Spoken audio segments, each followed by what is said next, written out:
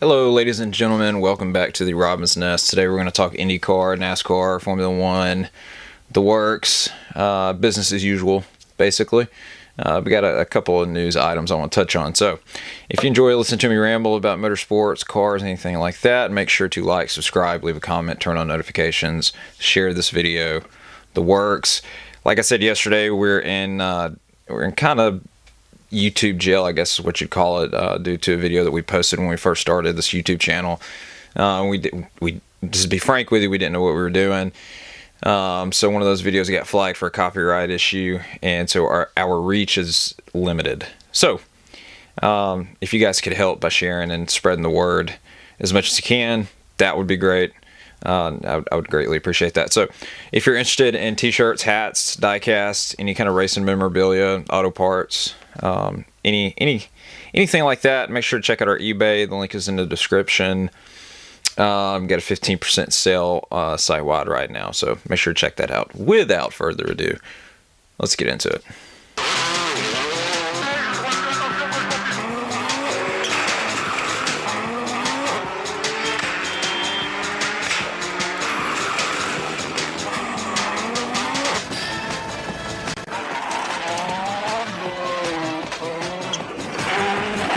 So NASCAR put out a stat that I thought was kind of interesting. So that the attendance at Mexico, just visibly, just from watching it on TV, didn't look that great, right? So the stadium section, which was the last switchback corner section, before you go through the last corner onto the main straight. Okay. The stadium section is called a stadium section because it's a stadium. Used to, that section wasn't there, and then you just wrapped around and came all the way around to turn one and down the front stretch. But they installed that several years ago, and during the Formula One race weekend, man, that place is packed out. For NASCAR, not so much. I would say it was maybe 3/4 of the way full.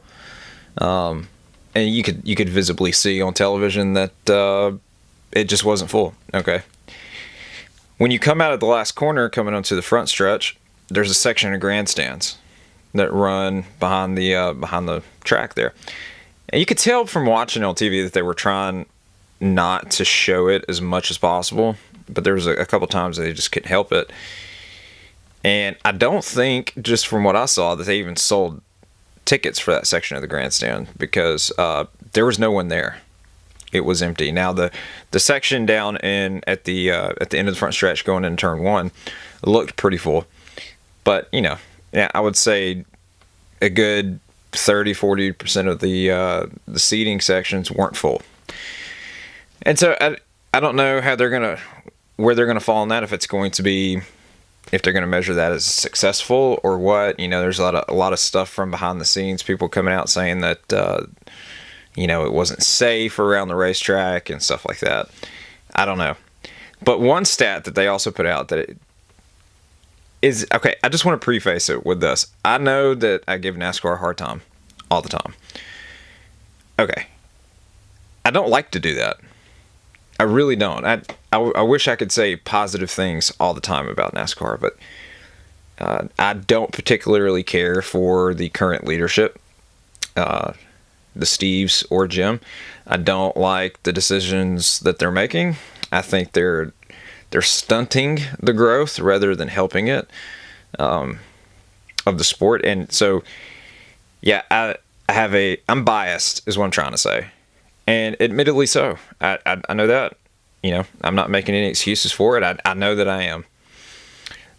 That being said, okay, when you go to Mexico, in Mexico City, you leave and you put out a stat that says 97% or whatever it was of the attendees were Mexican, and you're bragging about that.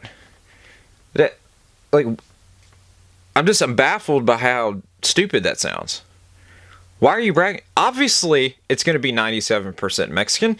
You're in Mexico. I would expect if you go to race in Montreal that 97% of the attendees are going to be Canadian.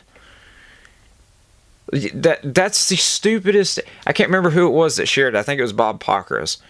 But don't quote me on that. I think it was. I don't get it. I mean, I guess that's cool and everything, but that obviously, obviously, that's going to be the bulk of the people who are in attendance. Obviously. Kind of like when you go to Talladega, I'm sure that 95% of the attendees are probably from Alabama. It's just, duh. I don't understand that. But the thing that really drives me nuts that I've noticed over the past few days is that every single media member, journalist, whatever, that covers NASCAR, that has any ties to the sanctioning body, refuses to scrutinize the sport in the slightest. All anyone has said since Sunday was that this weekend was a massive success across the board. It was a win-win for everybody. Don't believe your lying eyes. All the stuff that you see or that you hear that's not perfect, that's not actually true. You're just not taking in the whole picture. That's just not, your eyes are lying to you. Don't believe it. Don't believe the drivers or the crew members who are going public and stating that while the racing may be good on the track, aside from the fact that NASCAR is not enforcing any of their rules, we're having to go back and forth from the track to our hotels with a military escort. Just ignore all that. That's not actually true. Those people are just making it up. Nonsense, man. That's why I hope that Indycar stays on the trajectory that it's on. Their numbers came out from the Gateway race. The Gateway race. I don't know why that sounds weird. But anyways, the race from St. Louis Sunday night. It was on prime time. I don't remember what time. I think 7 o'clock is when it came on. Our time. And so they had it was above 95% increase in viewership from the same race last year. And that's got to do with the time. That's got to do with the network that it's on. I understand all that. And I'm not complaining about any of that. If IndyCar can continue to schedule races like that in that time slot on networks that will, that have a lot of reach, IndyCar could easily surpass NASCAR in viewership numbers. Easily, because that race from Gateway arguably was way more interesting and entertaining than the Cup race in Mexico was. I mean, by far and away. Those guys were all over the tracks, side by side. You even had, at one point, Santino Ferrucci and I don't remember who the other driver was, but they had locked wheels in the corner. It may have been Pato, I'm not sure, but they had locked wheels in the corner, smoke flying off the cars, in open wheel Indy cars, and these guys kept going and finished the race. That was NASCAR style stuff. In an Indy car, that's insane to me. It doesn't surprise me coming from Santino. I love Santino, so I'm not dogging on him. But hey, he lets the rough side drag. Let's be real. He's elbows out and race hard, and you worry about the fallout later. As God intended, let's be real. The 4th place finisher at Le Mans, Ferrari, was disqualified. I believe it was due to a weight problem, something like that. It doesn't make a difference with the overall picture of Le Mans because the podium finishers remain the same. I just find it interesting that I don't know, you have 2 factory Ferraris. I talked about this yesterday a little bit, but you have 2 factory Ferraris, and you have the AF Corsa Ferrari, which is an independent, and so they were beat by the independent while bending the rules, which is interesting, the AF Corsa car passed tech, I'm assuming, because we haven't heard anything, but it's just fascinating that the 2 factory backed efforts, one which didn't even fall within the rule parameters, lost to AF Corsa. It's just awesome. I just wanted to bring that up because I wanted to talk about Le Mans again because I'm kind of on cloud 9 about that. That race was so good, man. I absolutely love almost everything about endurance racing. WEC and IMSA. The only thing I don't like about IMSA is the fact that NASCAR owns it. Outside of that, man, those two series are, and the GT World Challenge series are the best motorsports categories on the planet. Period. I hate to tell you, if we were having this conversation in 2003, and maybe I'd say something different, but you know, I just love sports car racing. Around the clock, I love nighttime racing. It's just fun to watch, man. So I want to talk about electric cars for a minute as well. So I'm not a fan of an electric car. I'm just going to be straight with you. I don't like them. I will take a combustion engine every day over an electric car. Period. I don't care if it's... You could give me the keys to both an EV and a normal car, and I will take the normal car and sell the EV every day. I don't like them. I don't care, you know, the price, which they're not cheaper, but I'm just saying if they were, I don't, you know, they have better acceleration and overall performance than your standard petroleum powered vehicle, which, you know, whatever, that's cool. They don't talk to me. But I want to talk a little bit about Honda. They've got a new one coming out. It's called the Afeela 1. And it is a partnership between Acura, Honda, and Sony. So the same people who make the Gran Turismo video games are now in the actual business of building vehicles. And I'm sure they're not actually building it. It's probably going to be like a software partnership, if I had to guess. I don't know that for sure, but if I had to guess, that's probably what it is. They're probably going to build the computer and stuff like that, and all the little gizmos that go inside it. It's another thing about electric cars is when you sit in one, especially the higher dollar cars, it's basically like sitting in a big VR. It's like you got a big VR headset on, basically, because it feels like a video game, or it feels like futuristic. The Tesla, I don't know the model numbers because I don't like Tesla, but not because of Elon Musk. I just don't like Tesla. I think the cars are hideous.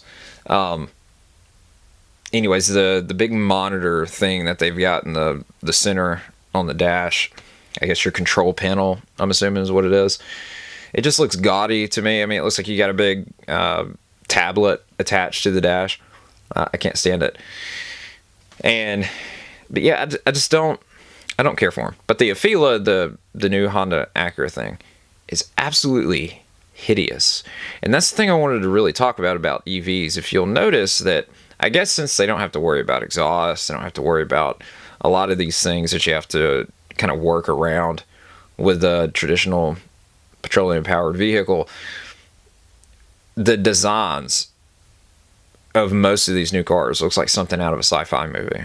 I mean, if you were to go back 20 years, let's say, what is 2025? Let's go back to 2005, and you find someone and you tell them, hey, this is a rough sketch of what a car that's going to be in mass production in 2025.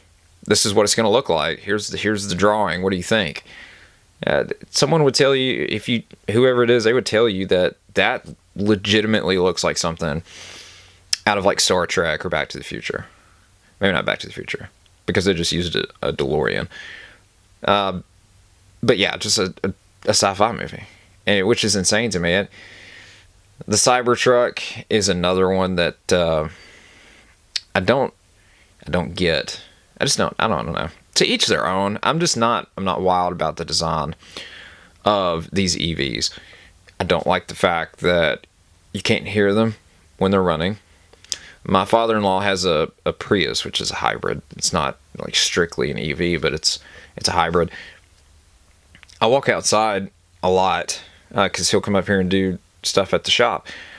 And I walk out of the building. I won't even know he's over there. And I turn around and it scares the hell out of me because he's sitting over there working, and I didn't even hear him pull up because the car makes no noise. You know, that's just an example. It's not the reason why I don't like the fact that they don't make noise. Plus, just, man, a petroleum-powered vehicle, the sound of like a good V8, you know, like a 350 small block Chevrolet motor. You can't replicate it. You can't beat it. and even higher than V8, you get into the 10s and 12s. They're beautiful works of art. The engines themselves, I'm not just talking about the cars. Now, the cars as well, but just the engines are beautiful. I've got a Studebaker here at my house. It's a 1950 Champion, I think, or no, not Champion, Commander. And she's rough. She's been sitting idle for probably 30 years at it, as long as I've been alive, at least, I would imagine, just from the looks of it. The engine's no good unless you were to break it down and rebuild it. I have no interest in doing that. So I love the way the engine looks, though. It's a V8. I don't know what kind of V8 because I don't know anything about Studebakers, but it is a beautiful engine. And I think I'm going to take the block off of it and I'm going to turn it to a coffee table, akin to what was on Top Gear on their set when they would have like the news segment and all three of the guys would be sitting around the coffee table. And if you notice, it was an engine block with just a piece of glass across the top of it. I think I'm going to do that.